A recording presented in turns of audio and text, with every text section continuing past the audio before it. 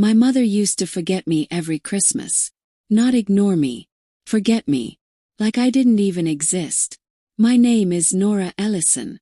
I'm 34 years old. And if you've ever felt like an extra in your own home, this story won't let you go. Because this wasn't just forgetting. It was a pattern. Every year. Same day. Same silence. And the same excuses. We thought you were busy.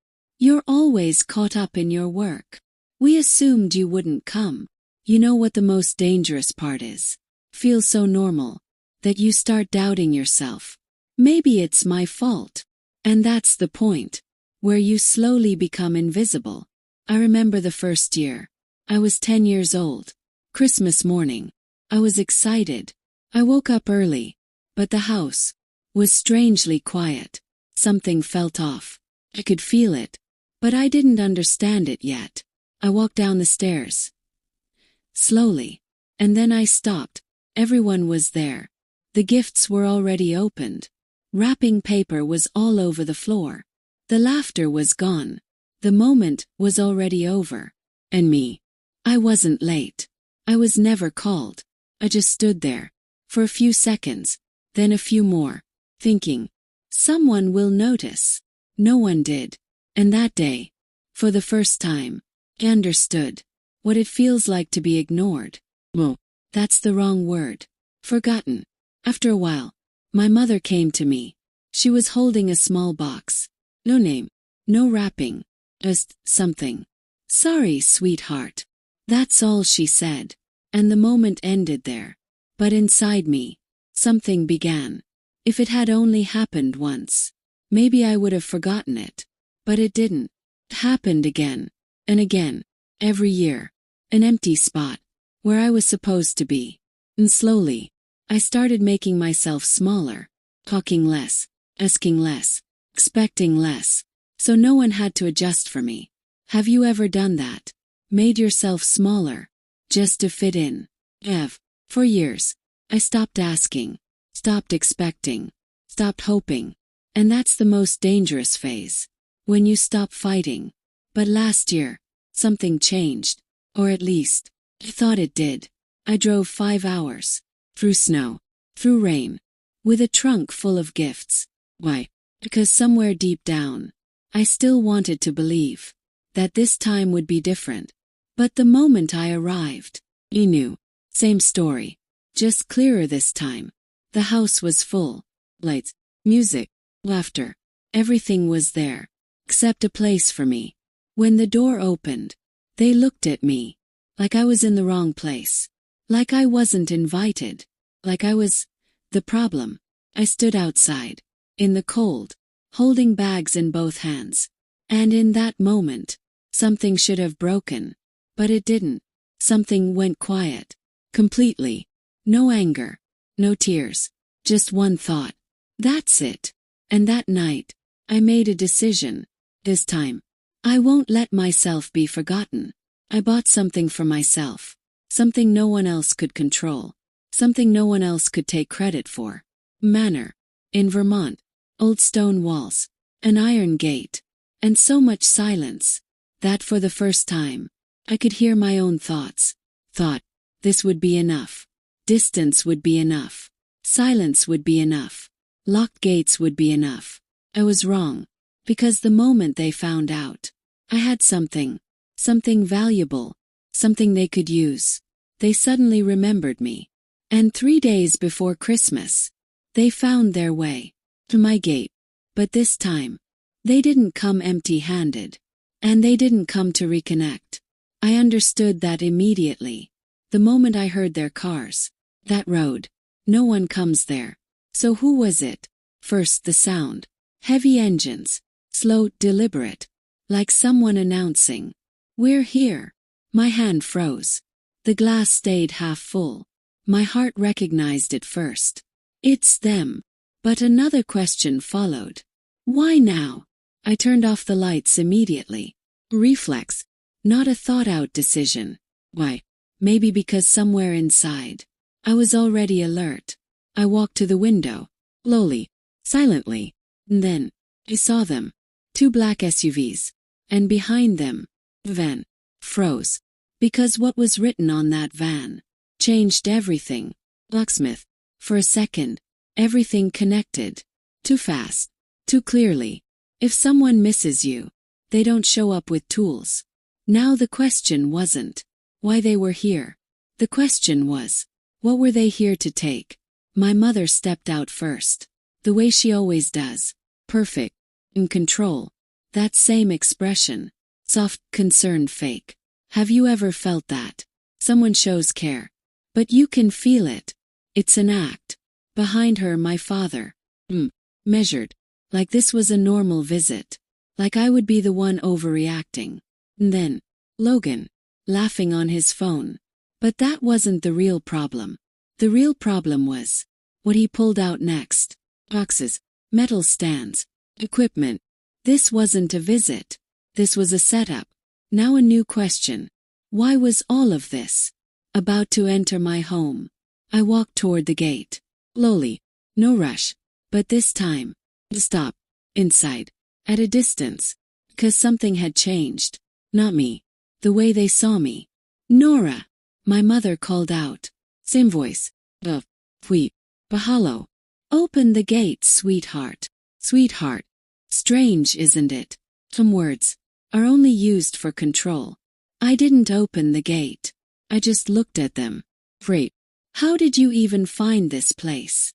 Simple question. But the answer wasn't simple. My father sighed. Like I was the problem. You should have been more careful, he said. Everything is online. Meaning, they searched. They tracked me. Now another question. Why go through all that effort? Logan stepped forward. Papers in his hand. And that smile. The one that always made me uneasy. Good news, he said. We've taken care of everything. Taken care of what? He handed me the papers. Took them. And the moment I started reading, my stomach dropped. An agreement. Legal terms. Family access. Day rights. And at the bottom, name. Signature. But it wasn't mine. For a second, checked myself. Is this even possible? Then the answer came instantly. Well, this is fake, I said. Direct. No fear. My mother changed immediately. Her eyes softened. Like she was about to cry. But I know her. There was nothing there. You're not okay, Nora. We came to help. Help. With a locksmith. With a fake signature. Now the puzzle was almost complete. But one piece was missing. What exactly was their plan? My father's tone shifted. Whoa. Controlled. This is a family matter. You're overreacting. Have you noticed? When people are wrong, they become calm. So you look crazy. But this time, I didn't doubt myself. Pulled out my phone. And started recording. Small step. But the effect. Instant. All three of their faces changed. Just slightly. But enough. Now a new question. What were they afraid of? What are you doing? My mother asked. Her voice had changed now. Kept the camera steady. The locksmith. The drill. Papers. Their faces. Everything was being captured. I'm building a timeline, I said. And in that moment, something shifted. For the first time, they realized, I'm not the same person anymore. But they didn't stop. 'Cause they thought, this was just to scare them. And that's where they made a mistake. Because they didn't know. I hadn't just started recording. Had already made a call. But they didn't know that. Not yet. In their eyes, I was still the same. The same girl. Who explains. Who eventually opens the gate. But this time, I said nothing. I just stood there. And then, Logan looked at the locksmith. Small signal. And the locksmith stepped forward. A drill in his hand. Now a question. Are they really about to break in? I took a step back. Inside the gate. On the safe side. Stop, I said. No one listened. The drill moved closer. It hit the metal. Sharp sound. And with that sound, the line was crossed. Have you ever felt that? When someone breaks your boundary, and you realize, this isn't going to stop. What are you doing? Yes. My mother responded immediately. Nora, calm down. You're overreacting. Overreacting. With a drill. My father said. We have an agreement. An agreement. That fake paper. Now another question. If the paper is fake, why are they so confident? The drill touched the gate again. Kept my phone steady. The recording was still running. Now everything was clear. They were not going to stop. So I said, I've already called the police. Just one line. And everything stopped. For a second. Then Logan laughed. Awfully. You're bluffing, he said. Am I? I said nothing. I just pointed the camera at him. 'Cause silence is sometimes the strongest answer. But they still chose not to stop. Why? 'Cause they believed I was still the same. And right there, they made a mistake. The drill started again. And then, sound in the distance. Sirens. Clear. Now a new question. Is that really the police? Or just a coincidence? The locksmith stopped. He looked back. Confused. What is that? He asked. No one answered. My mother's smile broke for the first time. My father's calm shifted slightly. And Logan was serious now. The sirens were getting closer. Louder. And louder. Now the question changed. What are they going to do now? Run. Or keep bluffing? I took a deep breath. For the first time. 'Cause now, the game had changed. But they still didn't know. This wasn't just the police arriving. I hadn't just made a call. I had prepared them. But they still didn't know. Not yet. The sirens were very close now. So close. They couldn't ignore them anymore. And with that, for the first time, their confidence cracked. The locksmith lowered the drill. He looked at Logan. A clear question in his eyes. What is going on? This doesn't feel right, he said quietly. And right there, the first crack appeared. Have you noticed? When things start falling apart, the first person to step back is the one who isn't emotionally involved. Me was stepping back. Relax, Logan said. But this time his voice wasn't the same. Little louder. A little unstable. Everything's under control. It wasn't. Nothing was under control. Now my mother stepped forward. And what showed on her face wasn't concern. It was a performance. Nora, her voice trembled. Perfect timing. Perfect pitch. What are you doing? We just came to help. Help. That word again. Now let me ask you. If someone shows up at your house, with a locksmith, with fake papers, and then says, we're here to help, what would you believe? My father stepped in quickly. He wasn't calm anymore. He was calculated. When the officers arrive, we'll explain, he said. This is a family misunderstanding. Misunderstanding. With a drill. Have you noticed? Some people don't twist the truth. They replace it. And if you get confused, they win. The sirens stopped outside the gate. Now there was silence. A heavy silence. Car doors opened. A step. Low. But decisive. And in that moment, a new question appeared. Whose story will be believed? A deputy walked in. Slowly. Observing everything. He looked at me first. Then at them. Then at the tools. Then at the papers. And right there, the game split. Upat. Either he believes them, or he sees the truth. Be honest. In that moment, who is easier to believe? My mother stepped forward immediately, like she had been waiting for this. Thank God you're here, she said.